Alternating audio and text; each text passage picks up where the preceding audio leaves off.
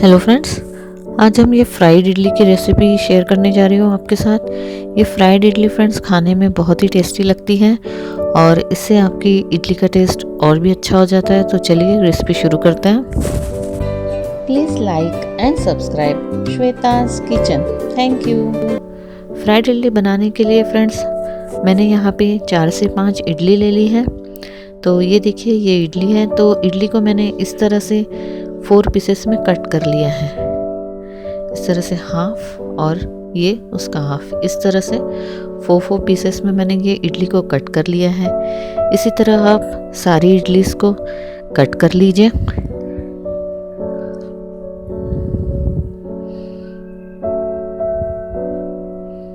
ये देखिए फ्रेंड्स मैंने ये सारी इडलीस कट कर ली है। तो चलिए अब तड़के की तैयारी करते हैं। एक कढ़ाई में मैंने 1 चम्मच तेल ले लिया है। इसमें मैं सरसों के दाने डाल दूंगी। 1 छोटा चम्मच सरसों के दाने लिए हैं मैंने, मस्टर्ड, और ये जीरा और ये सरसों और जीरा को अच्छी तरह से तड़कने दीजिए।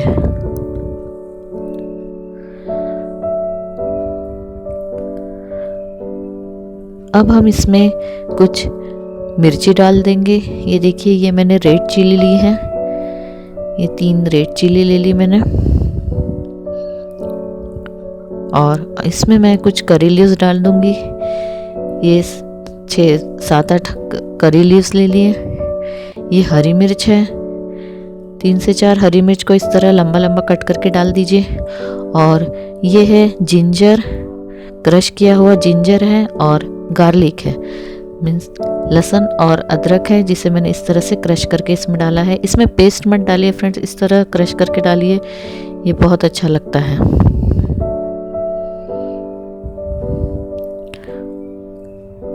अभी सारे मसाले को अच्छी तरह से इसमें फ्राई करना है हमें तेल में, ताकि ये जो अदरक, लहसुन, लाल मिर्च, हरी मिर्च, करी लीव्स, ये सारी चीज़ें अच्छी तरह से तेल में फ्राई हो जाए। अब 2 मिनट तेल फ्राई होने के बाद अब हम सूखे मसाले डाल देंगे। तो मैंने 1 छोटा चम्मच इसमें हल्दी डाल दिया है, थोड़ा सा लाल मिर्च पाउडर, थोड़ा सा धनिया पाउडर, और आप चाहे तो इसमें थोड़ा सा आमचूर भी डाल दीजिए। और इन सारी चीज़ों को हमें अच्छी तरह से इसमें मिक्स कर लेना होगा, अच्छी तरह फ्राई कर लेना है। और जब हमारे ये सारे मसाले अच्छी तरह फ्राई हो जाते हैं, इस समय गैस की फ्लेम स्लो ही रखिए फ्रेंड्स। ये सारी प्रोसीजर स्लो फ्लेम में ही करना है हमें।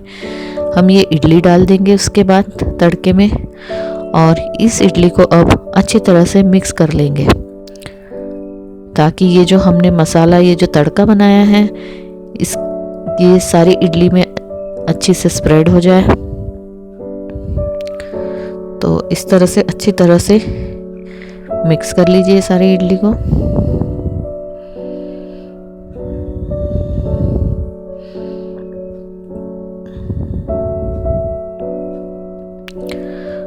और जब ये सारा मसाला कोट हो जाए अच्छे से, तो अब इसमें हम गार्निशिंग के लिए धनिया डाल देंगे। ये देखिए ये मैंने धनिया ले लिया है, कोरिएंडर।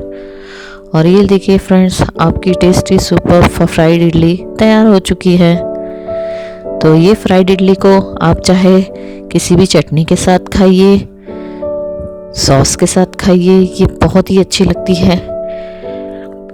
ये देखिए ये मैंने इसे टमाटर की चटनी के साथ रखा है, ये बहुत ही टेस्टी लगता है। इससे इस तड़के से इडली का टेस्ट और भी अच्छा हो जाता है। तो प्लीज़ कमेंट में लिख के मुझे बताइएगा, और मेरे चैनल को सब्सक्राइब करना ना भूलें। Please like and subscribe Shweta's kitchen. Thank you.